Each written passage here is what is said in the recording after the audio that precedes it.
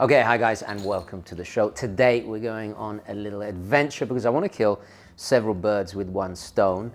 First thing is, you've noticed, or you may have noticed, the new lav mics. I'm testing them out for a project I'm shooting outside of YouTube, my real job professionally, right? So I want to test them out outside, see how they work, how they pick up sound, the behavioral characteristics of these mics versus my shotgun mics that I typically use. Anyway, way too much boring stuff. Let's have a look in the bag. This is the Boeing bag, by the way, from Carl Friedrich. You guys have seen the review of this. I use it in all my travel videos. It's funny because when I reviewed this, there was no other bag like this on the market, and it's fantastic, you know, kind of semi-smart casual bag. But now all the designers are just like completely ripped off this style. Anyway, this is the original, and they are, of course, the makers of my famous Unico case that I co-designed. And inside is the other bird that we're going to try and kill today. It's the Bluesy Submariner. You may remember that I was considering trading up, and my wristwatch check is my Tudor Sub, so I'm going to compare them, see how I feel, take them out for a spin, so to speak, see the differences and discuss all of that good stuff while visiting a very cool place, which you'll see in a moment. So what else have I got in here? This is the actual sound kit, the second camera. Oh, and I've got spare lenses, and in a very British manner, always an umbrella. So don't really get more British than that. And in the back, this is usually the back section. Oh, I should talk about the front section. This, I put a rechargeable battery so I can just quickly, you know, grab it, charge my phone. I can even put the wire into my pocket, so that's really useful. And in the back, I just got notes for this particular project that I'm working on. So, as always, let's hit the road. I've got to turn some of these lights off because my electricity bill is extortionate, and let's go on a little adventure. Right, yeah, I'll start with this one.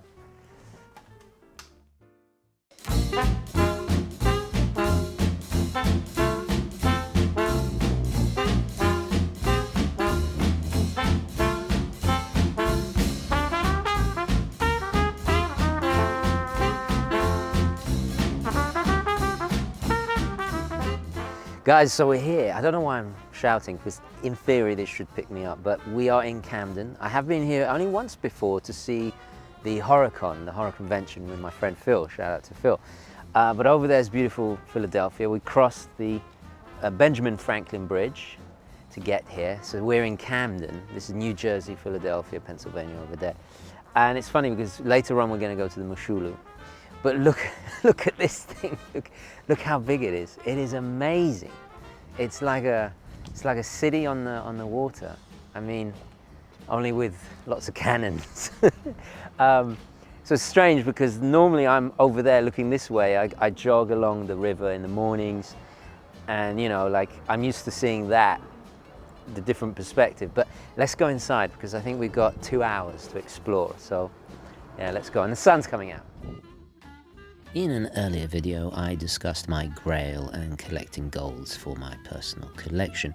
One of them was the dilemma regarding my Tudor Submariner 79090, and if I would trade it in for something with a little bit more pizzazz. Last year, I borrowed the Yachtmaster to review and really appreciated its dressy, sporty hybrid style. But being a massive fan of two-tone, that inevitably brings me back to the 16613 Submariner before I make any decisions. Now, I did review the black two-tone variation in 2019, which leaves the less common Surti dials in a sunburst silver or gold. The etymology comes from French, from the word to set, due to their diamond and blue sapphire applied gems on the markers. With those being a little bit too blingy for me, it leaves the fourth choice, the radiant blue, aka the Bluesy. So today, a bit of a comparative review, and a special thank you to Moya Jewelers for so generously lending it in and allowing me a little bit of time to see if I want to make that switch. But as always, a little bit of history to help contextualize.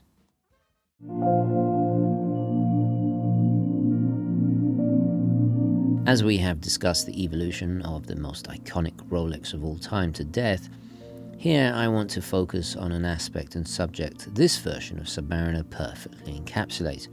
We are of course talking about luxury status. The sub turned into a luxury watch in 1969 with the addition of two features. Firstly is what seems now perfectly innocuous but was a big deal at the time, and this was the inclusion of the date display on the previously time-only watches with the reference 1680, powered by the self-winding caliber 1575. This resulted in a split among fans of the brand. Critics asked why there was a need for a date function on a dive watch in the first place. It was clear that Rolex wanted something more for everyday wear, not just for professional diving or timing the detonation on a bomb like in Goldfinger. But crucially, it was the debut of an all-gold sub with the 1680/8 that was the defining moment. It doesn't get any more obvious than a precious metal on a former tool watch turned sports watch. This was fortuitous timing, as 1969 is also the year Seiko would introduce quartz technology and bring the whole watch world to its knees in the subsequent decades. This new trajectory into becoming the aspirational luxury brand it is now essentially saved the brand from the woes of the following tumultuous quartz crisis. Nobody in Switzerland knew this impending horological apocalypse. This new direction for the sub was actually inspired by the launch of the first Sea Dweller 2 years previously in 1967 with the 1665, the world's first watch to feature a helium escape valve. The basic design of the Sea Dweller is very similar to the Submariner, but a far more dedicated, deeper capable diver. So it was only logical they needed to reposition the sub as something a little bit more luxurious. Fast forward to the yuppified, Reaganomic raging, neon spandex-clad MTV watching 1980s, two-tone was very much in, well, forgive the pun, in vogue. The proof was in the Datejust becoming the most popular and highest-selling Rolex of all time, and so they inevitably introduced the Submariner in two-tone. First with the short-lived 16803, known as a transitional reference, then more permanently with the reference 16613 in the four distinct flavors discussed before. These references would have minor changes over the years, which we'll go into. Mainly a switch to the higher beating 3135 caliber over its predecessor, and the addition of an engraved rehort on models after 2005. This relatively long run ended in 2009 with the introduction of the current contemporary age of maxi case and dial with the ceramic bezel two-tone subs. Right, I'm gonna have a little nap. How do you get in this thing? Oh. Okay, buona notte. That's not too bad, but if you get up too quick, you're gonna give yourself a concussion. I'm more of a 5-star kind of yacht type of a guy, I think. Wow, everybody's signed all of this stuff. Oh, it carries on, it goes all the way over here. So this served World War II, Vietnam. It's crazy. Oh look, they got Romeo and Juliet cigars, my grandfather's favorite. So this is the motors that pulled up the anchors, those big chains that we saw earlier. The Tudors' history is just as rich and extensive when it comes to their more affordable submariners, again discussed in depth many times on the channel, so I will spare you the repetition. As we all know, starting at just a year later compared to the bigger brother Rolex subs and continuing until 1999. During this time, it evolved its own identity with more than 20 references, most famously the snowflake hands and square marker dials from 1969 onwards, as well as being issued to far more military branches around the world compared to the Rolex Submariner. The US Navy and Marine Nationale are top of the list. Unlike Rolex, Tudor embraced the blue dial far earlier, even a salmon pink dial in 36mm at one point, which both I previously owned. However, with the big subs, they never went two-tone, only on the 32 diameter mini subs. Until of course more recently with the rejuvenation and relaunch of the brand with the Black Bay collection, a modern reinvention of the Tudor subs, but aimed more at watch enthusiasts and hipsters. In my opinion, the modern two-tone is like the faux patina, trying to evoke some of that 80s joie de vivre, rather than actually embodying it or being of that era, like the Rolex actually is. This is much more my style. Be careful coming up. Yeah, this is much more me. I mean, look, I found my room. This is for officers. Oh, much better. I got my own ensuite. Look at this, ensuite.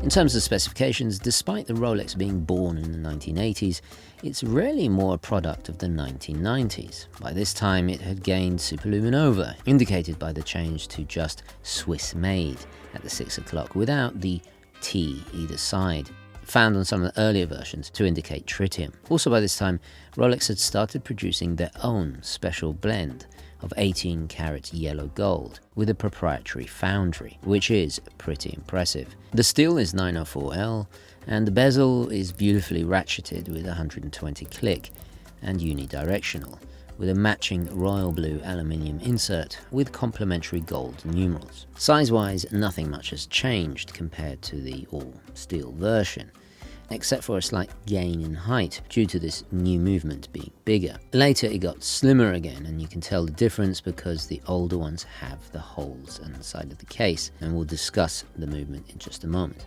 My Tudor, on the other hand, is certainly still trapped in the 80s. At the same diameter, nearly every single part of the sub is stamped Rolex. The resemblance to the Rolex 1680 goes far beyond the looks. The case and bracelet are absolutely identical. Just look at the triplock screw-down crown, for example. Almost the same as the Rolex, just in steel. However, aside from the materials, there are 4 main differences between these two watches and the equivalent steel Rolex. Firstly, the dial layout, with the dated tritium lume triangles that are not applied on the Tudor. The second difference is the friction-based bidirectional bezel.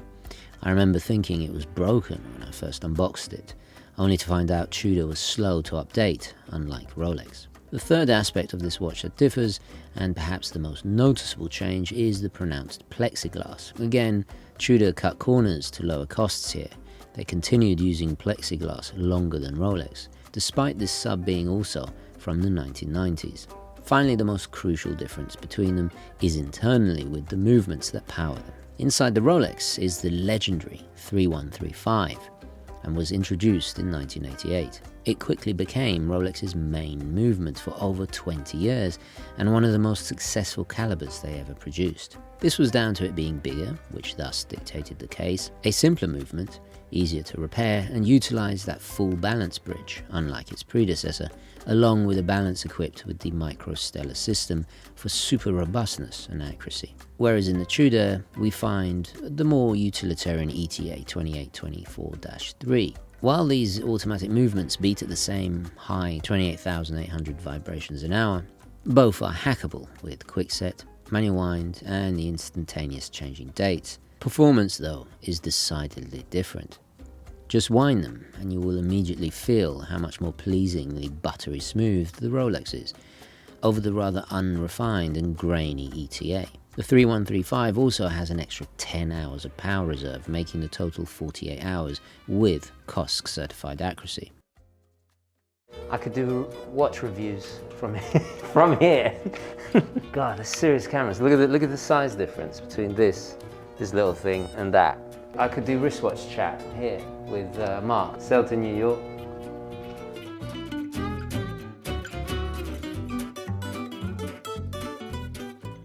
The style of these two watches, despite both having Submariner on the dial, could not be more diametrically opposed, even if the fundamental design is basically the same. It really demonstrates how a few changes of colour and material here and there can transform the watch into something completely different, especially when you consider they are from around the same time. The Tudor is remarkably low-key. Its monochrome colour scheme lends itself to almost any attire, and certainly achieves strap monster status. I have worn this watch on just about everything. Too many different straps and materials to even go into here, all greatly assisted by the spring bar holes. It's basically the Tudor equivalent of the Rolex Sub 1680 we mentioned earlier. Same functionality, feel, look, and scale. The two-tone, however, is much more louder. The mix of silver steel, rich yellow polished gold, and vivid Moroccan blue that's exaggerated by the sunburst effect of the dial gives this rather regal look, and I find it even attracts far more attention than my solid all gold day date. The Tudor evokes a Bondian discreetness, while the Rolex is the antithesis. You could almost say it's for the Bond villain. Jesus, look at this guy's go, and then look what he's reading. God, this guy is serious. This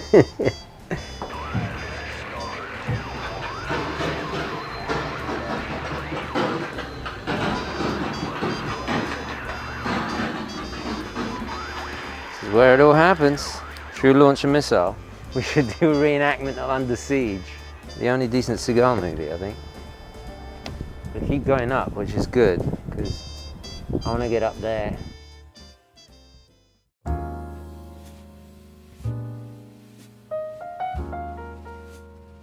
Both watches have a lot of the same strengths. Both are highly desired, deep heritage, and outstanding value retention. They are also actually usable for what they were originally intended for, diving, but at the same time work well when suited and booted.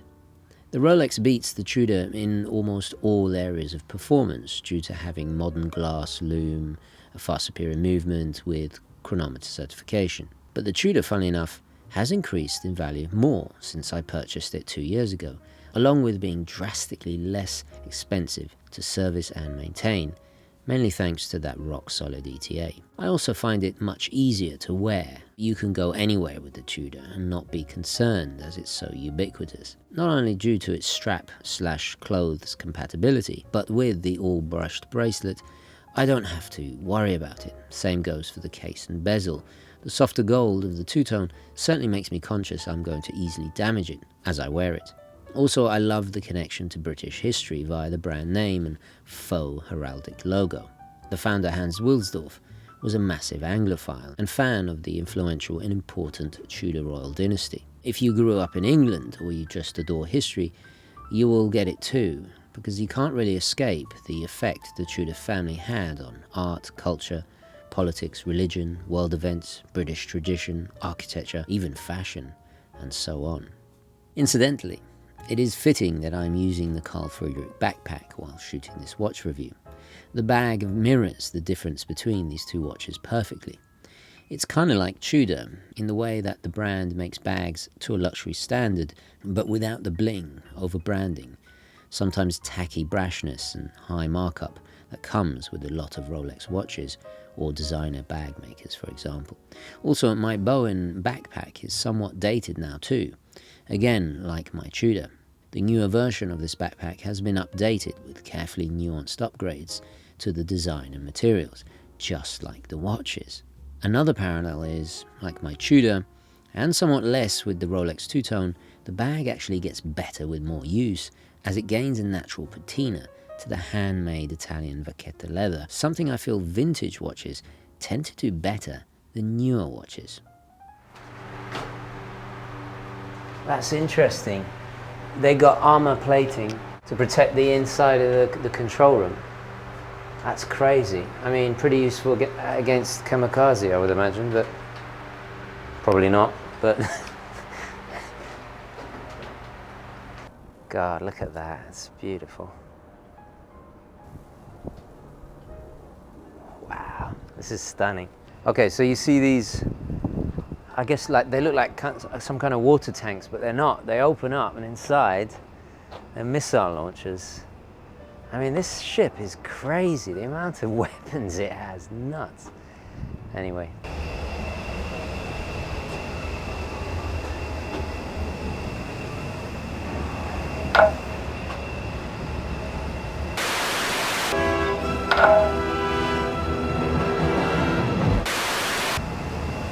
It's all right. Be careful.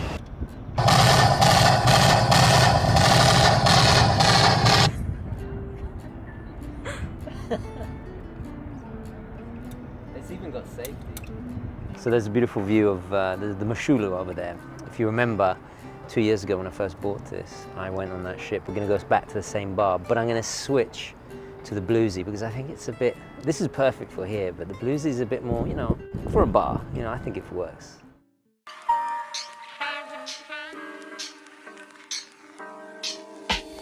There's no doubt the Tudor is a very dated watch. It's a shame the lume doesn't work, but with all its faults, the vintage charm makes up for it. Interestingly, I find more at fault with the Rolex.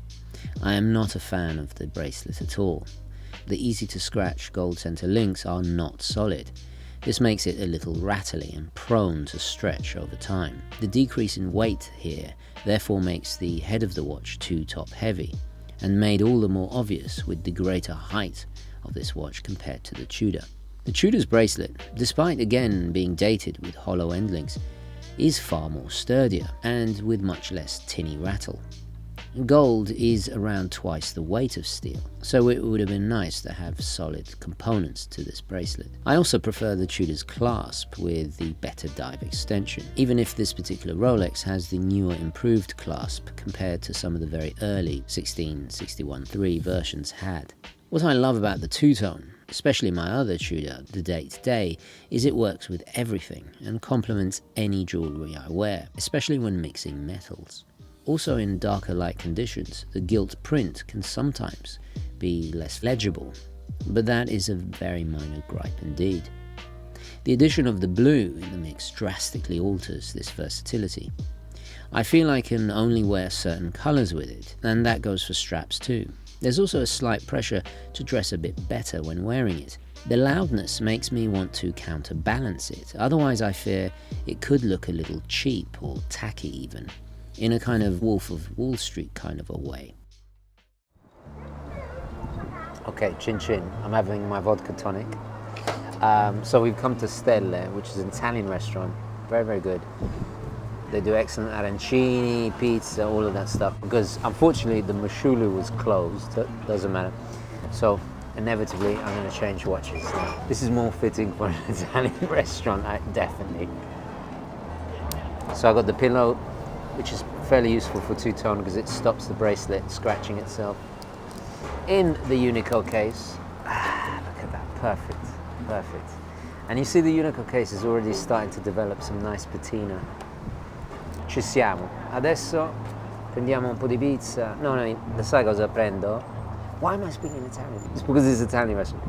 I'm gonna get polpo, which is octopus, and arrabbiata, which is like means angry, so it's going to be spicy, a little bit spicy, so let's see how it goes.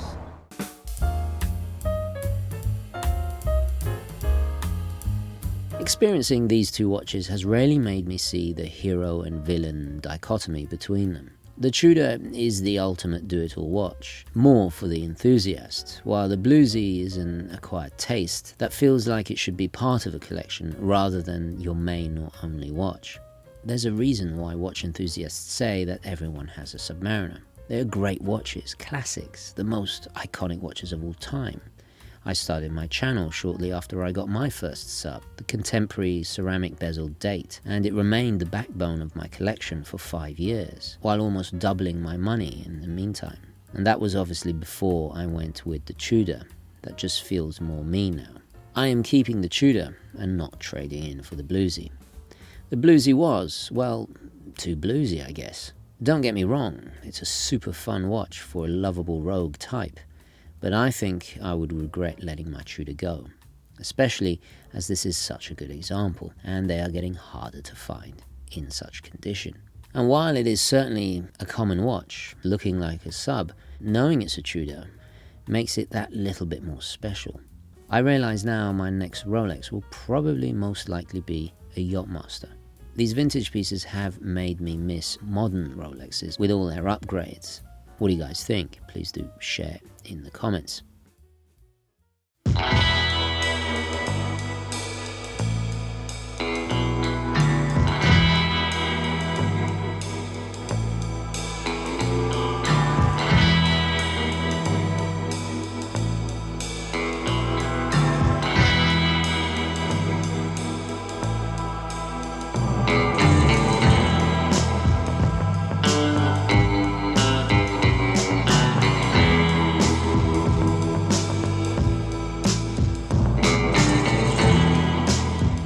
I highly recommend visiting the USS New Jersey. It is beautiful. We really rushed through it, but I think we're going to come back and spend another day here. I mean, there's so much to see. So we're going to bid farewell, bon voyage, ci vediamo dopo, to this beautiful ship. And I'm going to go to the bar and have a drink now. So anyway, thank you very much for watching. Please don't forget to like this video if you enjoyed it and found it useful. And as always, I'll catch you in the next one. Okay, ciao.